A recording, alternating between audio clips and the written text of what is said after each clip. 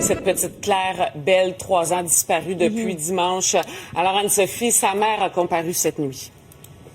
Oui, on sait maintenant qu'hier, la personne qui s'était présentée, en fait, dimanche, à la boutique Souvenir où je me trouve, là, je vous en parlais, cette boutique où la mère s'est présentée, elle a comparu, en effet, au cours de la nuit par téléphone. Elle fait face à des chefs d'accusation d'abandon d'enfants. Elle a été accusée et elle va comparaître à nouveau aujourd'hui. Il y a toujours un poste de commandement sur place ici, à Coteau-du-Lac. On a vu des équipes de recherche quitter encore une fois ce matin sur le terrain pour tenter de la retrouver. Il y a certains secteurs où on fait des recherches plus intensive ce matin parce que hier, je vous parlais d'un chien, un chihuahua, qui appartient à la petite fille qui était recherchée. On sait qu'il a été retrouvé, ce chien-là, en après-midi et ce qui était sans vie, là. Est-ce que c'est vraiment le chien de la famille? Bon, la Sûreté du Québec ne dit pas à 100%, mais fort possiblement que oui. Alors, ça donne une certaine piste pour les chercheurs qui se rendent vraiment dans ce secteur-là.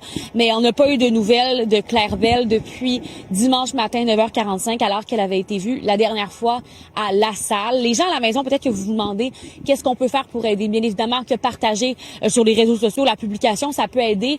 Mais si vous avez été dimanche dans le secteur de Vaudreuil ou à La Salle, sur l'autoroute 20, sur l'autoroute 30, peut-être vérifier si vous aviez une caméra de surveillance, soit dans la voiture, soit devant votre maison. Si vous avez vu un véhicule, un Ford Escape gris que vous allez voir à l'instant, contactez la Sûreté du Québec. Peut-être que ça pourrait les aider à venir visionner vos caméras de surveillance ou quoi que ce soit. C'est vraiment ce que le porte-parole de la Sûreté du Québec me rappelait ce matin, là, que ça pourrait faire une différence. Écoutons-le. S'il y a des gens qui ont été témoins des déplacements dimanche, plutôt dans la journée entre 9h45 et 15h, c'est des informations qui peuvent être précieuses pour faire cheminer notre enquête. Donc, ce qu'on rappelle, c'est que c'est un Ford Escape gris 2007 avec une particularité à l'arrière sur la vitre arrière côté passager. Il y avait présence d'un autocollant Baby on Board. Si vous avez été sur les réseaux sociaux au cours des dernières heures, peut-être que vous avez vu une vidéo qui fait beaucoup réagir en ce moment parce que la mère avait publié sur son réseau social en matinée dimanche une vidéo avec sa fille. Je vous la fais tout de suite entendre.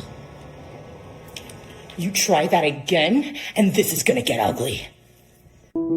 If you see me happy, on l'entend dire, tu essaies ça à nouveau et ça va mal virer. La mère tient Claire dans ses bras et fixe la caméra, oui, avec un air assez irrité. Elle a ajouté comme descriptif, as-tu déjà affronté une mère qui n'a plus rien à perdre?